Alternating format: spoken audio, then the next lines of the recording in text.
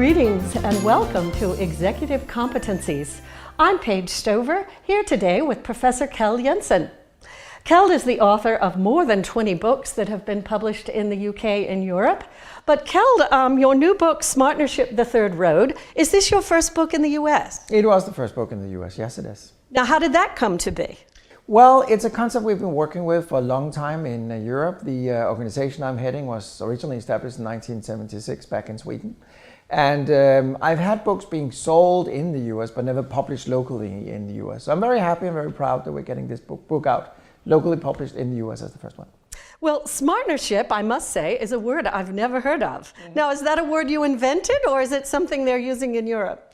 It is a word that describes the concept. It is a word we have created. It's not just a word though, it's a whole value chain of how to change the way you conduct business. You have probably heard, and lots of people in the executive area and business have heard the word partnership.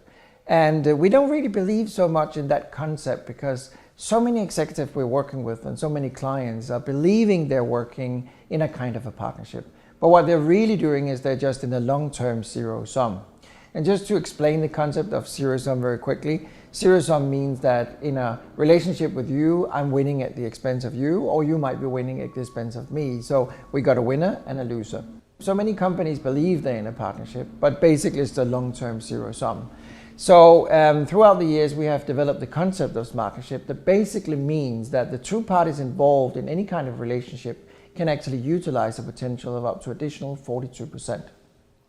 42%. Now, do you mean 42% of the value of the entire commercial transaction? Let's say you and I in a business relationship, we are about to sign a contract that has a value of $10 million. What we have discovered in our research is that you and I could potentially create an additional $4.2 million. But neither you or I know it's there. We haven't identified it, we haven't capitalized it, and none of us are getting that additional value. So we've got an incredible amount of potential value up there. Yes, indeed. 42% is an extraordinary amount. This sounds like a very innovative approach to how deal making could move forward.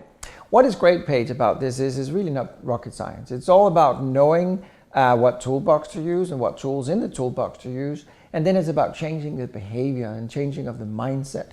So the way we have been conducting negotiation and relationship throughout many, many years is really what I would call old school. It requires a change of mindset, but it's actually pretty easy to adapt and implement in the organization.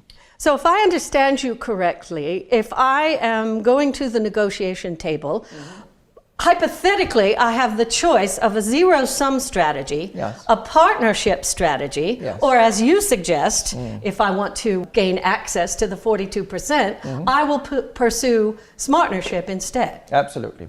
Now, another interesting observation we have made through many years is that most organizations in the world haven't a defined, clear strategy.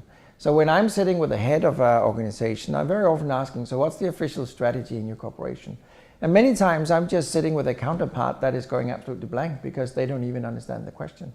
They might have a sales strategy, they might have a communication strategy, they might have an HR strategy, they might have a research and development strategy, but they haven't got a negotiation strategy.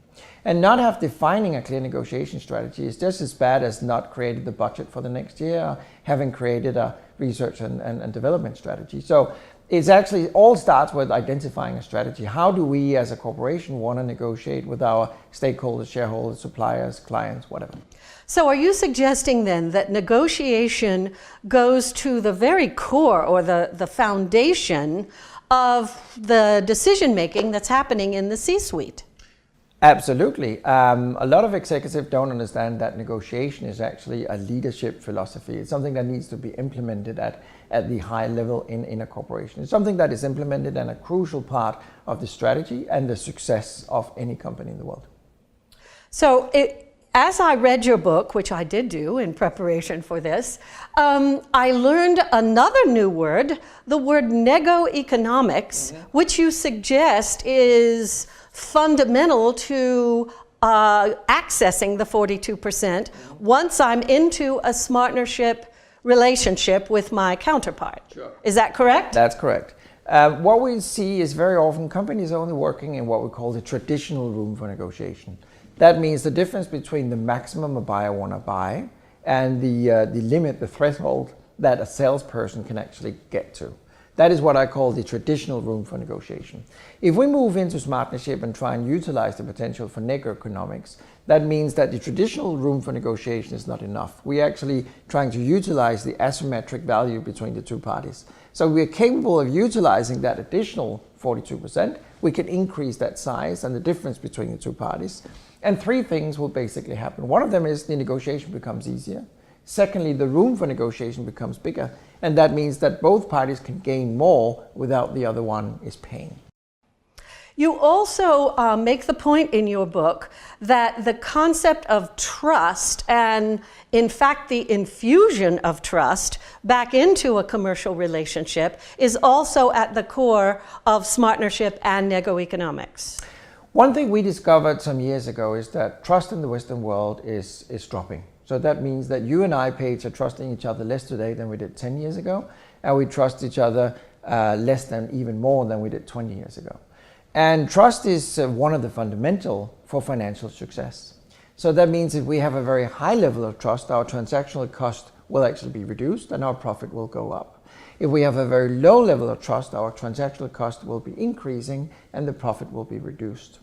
Now, one of the reasons that we are having, hopefully we're getting out of it, but we're having a financial crisis since 2007 was basically part of it. The reason was the lack of trust. So companies are more focusing on securing how they can reduce their risk because the lack of trust is there, so their cost of transaction goes up. So in any kind of relationship, corporations, suppliers, clients, whatever, trust is fundamental. You also introduced another new vocabulary word that was most intriguing, the idea of trust currency. Mm-hmm. Sure. Well, trust currency basically means that if you can utilize trust, you'll become, again, financially more successful. In our research, both in Europe and the US, we have clearly identified that companies or individuals that becomes more trustworthy and are capable of creating trust without becoming naive are financially more successful than those negotiators and corporations that basically has no trust. Keld, I am suspicious that you're creating a whole new vocabulary for the discipline of negotiation. Is this intentional? Well, I think we have to change the mindset. We have to change the way we conduct business. And we have to change in a way where we don't necessarily win at the expense of the counterpart. Now, I'm not only saying that because it sounds nice, I'm saying that because you will become financially more successful if you change the mindset and the way that especially the Western world have been conducting negotiation for the last, I would even say, hundreds of years. So yes, we need a different toolbox, we need different wording, and more importantly, we need a different mindset. Well, I personally found Professor Jensen's book to be a very intriguing read. If you would like to learn his new vocabulary and acquaint yourself with these ideas of how to access the hidden 42% in the value of the next deal you're making, please visit Keld Jensen, that's KeldJensen.com, or in the alternative, you can just go to SMARTnershipbook.com. Thanks so much for joining us today on Executive Competencies. Stay tuned and we hope to catch up with you again sometime.